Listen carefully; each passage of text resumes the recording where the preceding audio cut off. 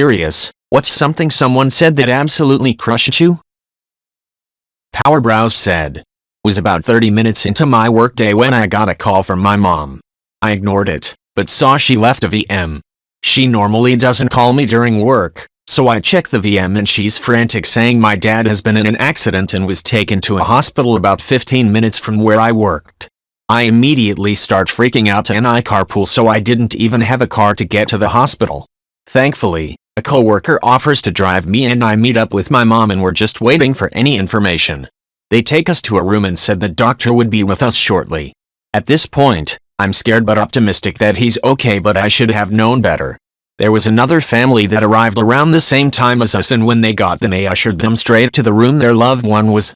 After a few minutes, a doctor comes in and tells us that he's dead and they suspect it was a heart attack but won't know officially until they perform an autopsy. Upon hearing the words that my father was dead, my knees just gave out and I immediately started crying like a baby. It's by far the worst thing I've ever heard and I feel it's forever burned into my memory. I think having that optimism while waiting made it even worse. It's been 12 years, but I still cry when writing or thinking about it too much. Catsup24 said. I still have my dad alive and kicking, but boy do I know what it's like to almost lose him. I was about the same age as you were when you lost your dad, actually. He voluntarily went to a psych ward for suicidal ideation half a decade ago, almost exactly a year after I sent my SO to one for attempting. I still wasn't even fully recovered from that first event. It was soul-crushing to realize that he was, in fact, not getting a better hold on his PTSD and very nearly took his own life because of it. I, a full-grown man, was pacing along the street to my house in the middle of the night, just sobbing and telling him that I still needed him here and would be lost without him. I am so sorry that you've had that happen to your dad, and I wish you all the healing and strength in the world. E. Hankin said. Every time I think about my grandpa who passed from multiple myeloma 10 years ago, I just realize how much he's missing. He never met my youngest brother. He never met my boyfriend. Won't see us kids get married, sharing birthdays, Christmas, or Easter. His crappy wife sold the house after having an estate sale, never told my mom or aunt. We got to see it one last time thanks to the new owners, who knew my grandpa and owned the house before him. They tore it down sadly. All I can do is be thankful for the time I did have with him.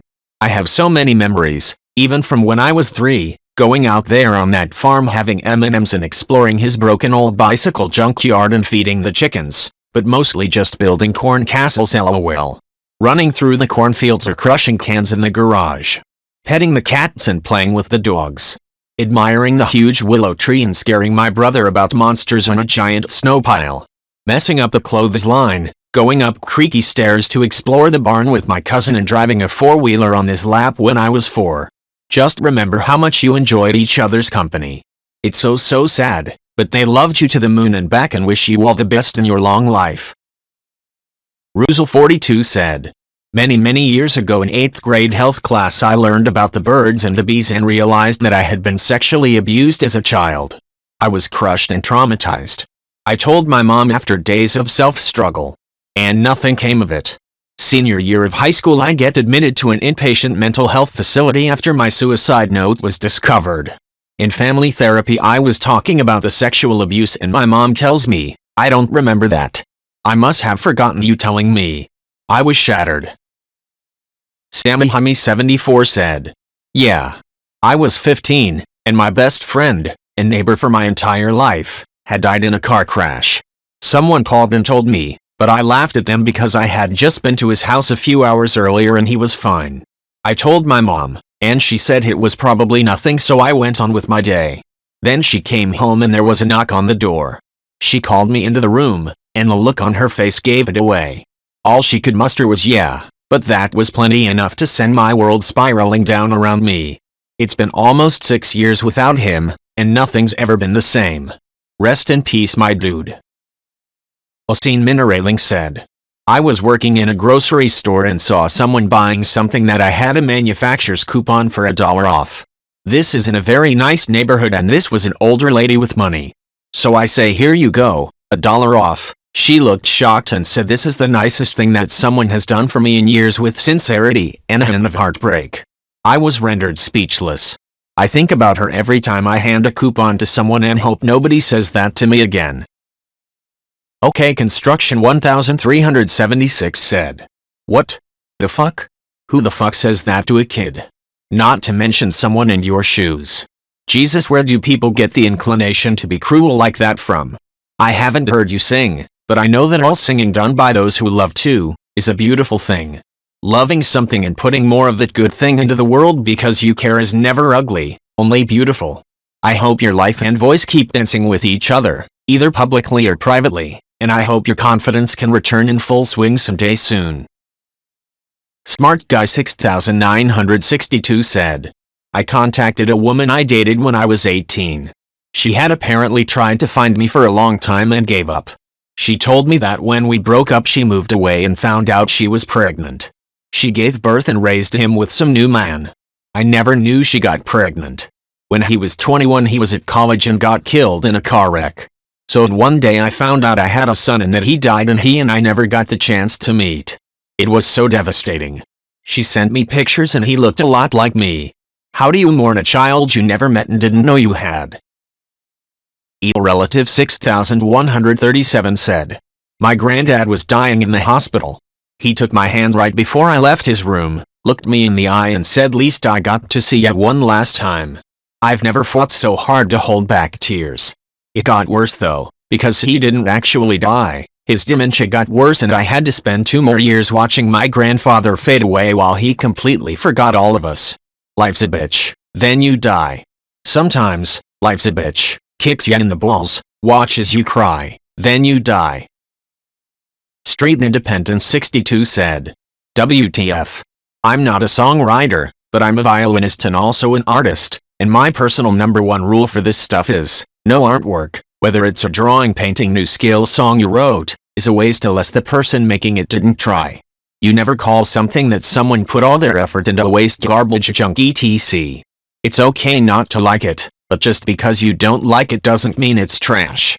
It's a little off topic, but it really bothers me when I see someone call a movie garbage just because they didn't like it, again unless it's obvious that nobody who made it actually tried, which usually isn't the case. I hope she didn't put you off of songwriting from then on. Keep trying. She doesn't deserve anything. Guy Habit said. I liked the thought of loving you. This was after a 3-year-long relationship with someone that I thought loved me. Lesson learned. Edit. This seemed to have gotten a lot of attention. I'd like to give some insight into what happened after. Once I ended our relationship, they stalked me to the point that I feared for my life. They threatened my landlords, my friends, and some of my family members into trying to locate me. I have never met someone who wanted to control me. I suffered trauma for years. It took a lot to recover to who I am, but it was a lesson that I had to learn. I know better of who to trust and not to. Love is real, and I had the chance to understand the person that I am. That is one thing I do not regret from this toxic relationship. Larraccoon Rouge said. Probably something like, they wanted to love the other person. The other person was very beautiful, intelligent, nice, sweet and a perfect match, but they were not stricken in the heart with love. Lots of people leave someone they fit perfectly with, someone they have no arguments with, and instead fall into much more chaotic but lustful relationship full of love, and a lot of other not so good go-along things. Feed Off Clay said. In middle school a popular guy asked me to dance and I later found out he was in a contest to see who could dance with the ugliest girl.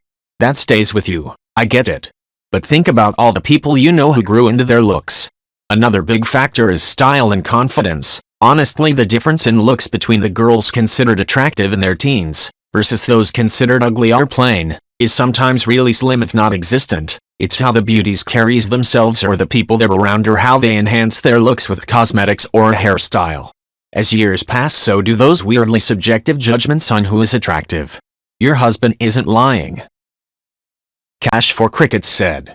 I'm not trying not to judge your best friend, but I'm not sure an awesome friend would have actually told you Jess said that. Reddit is weird about this kind of thing, but I would probably have never told you exactly what B said. BC, that's so hurtful. I would make sure he knew what a piece of shit he was and you would know I hated him, but I would have taken that to my grave to protect your own self-worth. You deserve it. Sad Bitch Alert said. My older sister was suicidal in high school and tried to kill herself more than once. I only learned this in my adulthood since my family tried to protect me from knowing when I was young. Anyway, she was running away from home one night and I helped her pack and sneak out. After she left, I saw my mom sitting on the living room couch in the dark, drinking wine. My mom asked, "Where is she?" I replied, "She's gone." My mom then said, "Is she dead?" That scene and those words still fucking haunt me. I knew nothing about her suicidal tendencies and had never for a second considered her dying. Trooper 392 said, "I usually don't talk about this to anyone because I don't want people to think I'm still hurting from it, but after my heart transplant at age 10, a little while after my parents divorced, told me that my medical issues were too hard for him, so he's giving up his right to see me anymore to work on his family. I was a child dealing with a really traumatic issue already. To hear that from someone I thought really loved me was a mighty shock." Jayjanlucy said, "My grandmother, who has been sick with motor neuron syndrome, has been bedridden for a couple of months now. Last week she asked me, 'Where is euthanasia legal?' I think at this point it's better to just die. It's already been heartbreaking seeing her get weaker and weaker over the past few months, as before that she was completely healthy. She had beaten breast cancer 5 years prior, and near her 69th birthday she told the family her arm felt weak, but we didn't think it was anything that bad. Push forward 1 year and she can barely move or eat, and she only weighs 30 kgs now." Maxwell's Demona said, "Those kinds of diseases are horrible to watch people you love go through. I'm so sorry. I hope you won't find this callous to say, but there is a documentary I recently watched called Choosing to Die which might offer at the very least some comfort in understanding her perspective and coming to terms with, well, her own coming to terms. It is a documentary which follows the late and beloved author Terry Pratchett after he was diagnosed with Alzheimer's and while he explored the idea of medically assisted death in Switzerland. It's heartbreaking, and again I really hope this isn't insensitive to suggest, as I know everyone processes this kind of grief differently, but it gave me some new perspective that may or may not be useful for you or your grandma." Lady Sajeric said, "My mother's mental illness was flaring up really badly when I was a kid and she got super pissed at me over something and told me she'd get me a robe for my 13th birthday, which was a couple of days or a week or so away, so I could get rid of myself and then the family could be happier. I hadn't been officially diagnosed yet, but I was already struggling with symptoms of depression, so that was pretty fucking rough. That's usually what I hear when I'm having suicidal thoughts." Daniel 4242 said, "When I was in college, my parents' church partially funded my mission trip to Honduras. The condition was I had to give a slideshow and presentation of photos when I came back. I was nervous AF because I hate being the center of attention and speaking in public, but I made it through and thought I did a good job. So after I finished, the minister came up to me and said, blah blah blah. I was like, what? And he said, that's what you sounded like up there. I couldn't understand a word.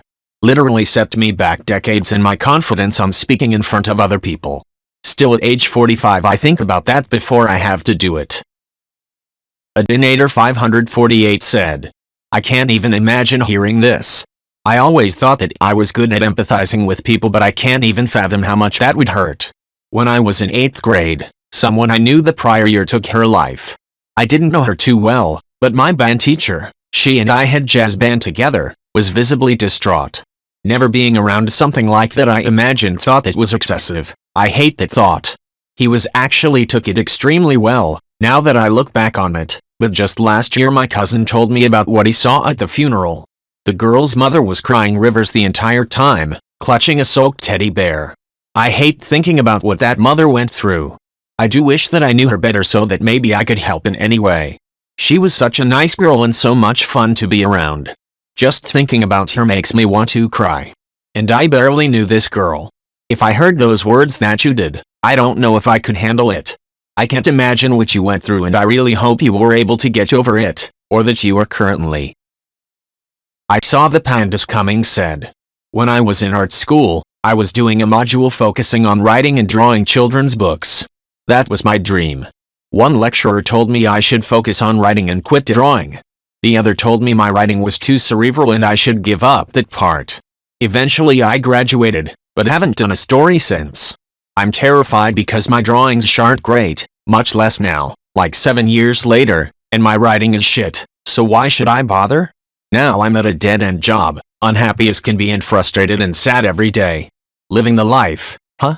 Teachers can be such shit people, and when they are, I wonder if they know the impact their shittiness is having on the younger people who hang on to their every word. Agile Sherbert 3554 said, I wrote a book as a kid, got it published, and I set the record in my country for being the youngest to do it. I'd been a pretty lonely kid, kind of an outcast, and suddenly my face was all over the news. People in my school now knew me and were talking to me, and I found it overwhelming, but in a good way.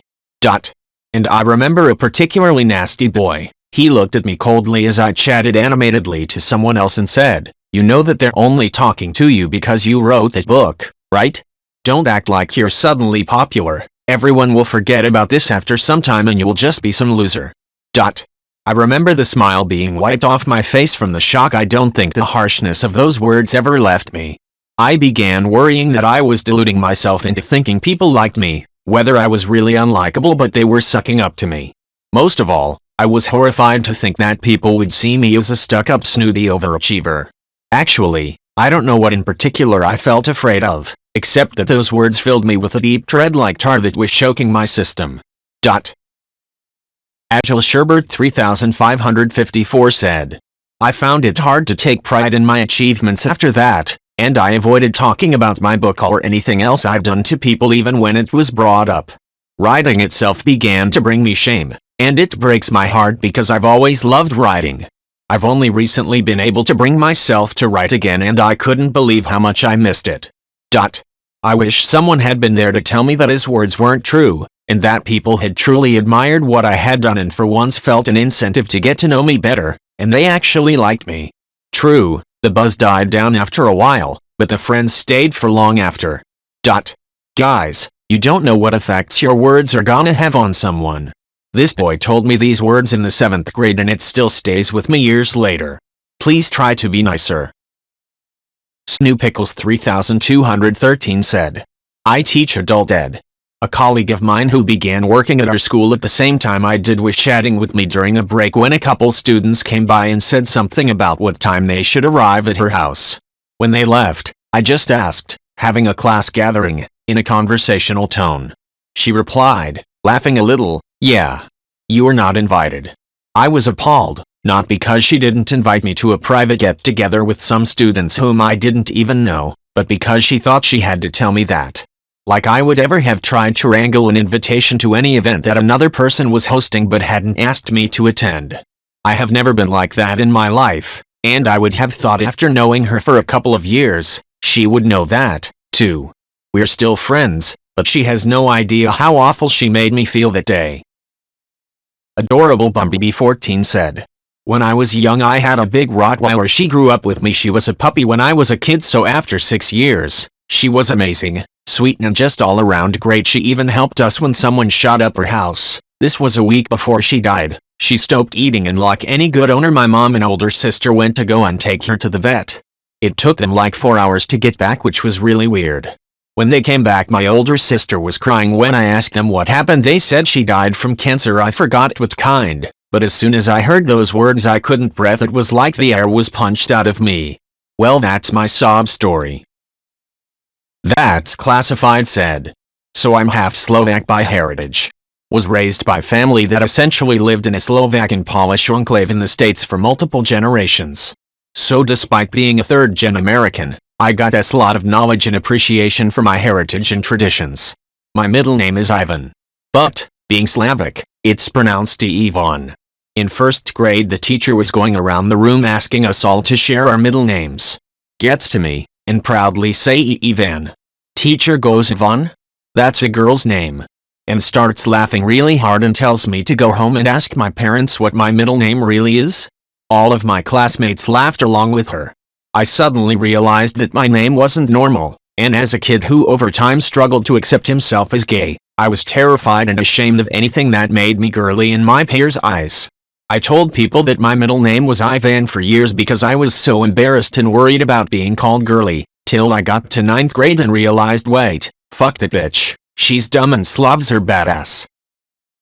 Wayward Living said, Seems kind of silly in comparison to a lot of things here, but I've always loved movies, can't get enough of them. I tend to talk about them a lot, little facts and trivia, stuff I liked or didn't, they excite me, and I feel like movies are a common enough attraction that it's easy to talk to people about them, so I often bring them up with everyone, including family.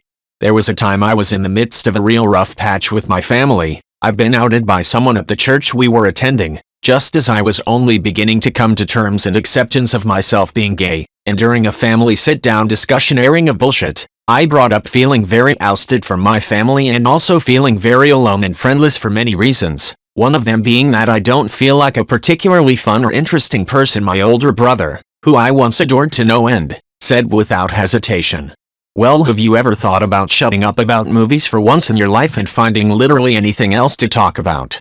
It's been 11 years, and to this day I have a hard time discussing my greatest passion with anyone without feeling embarrassed.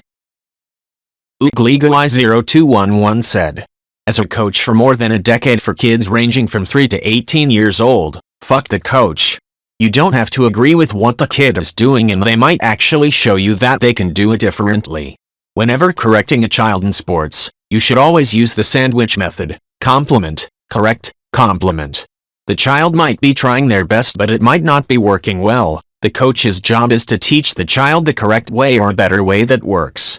I had an overweight kid on my team last year. He was a slow runner and seemed like he chose not to fit in.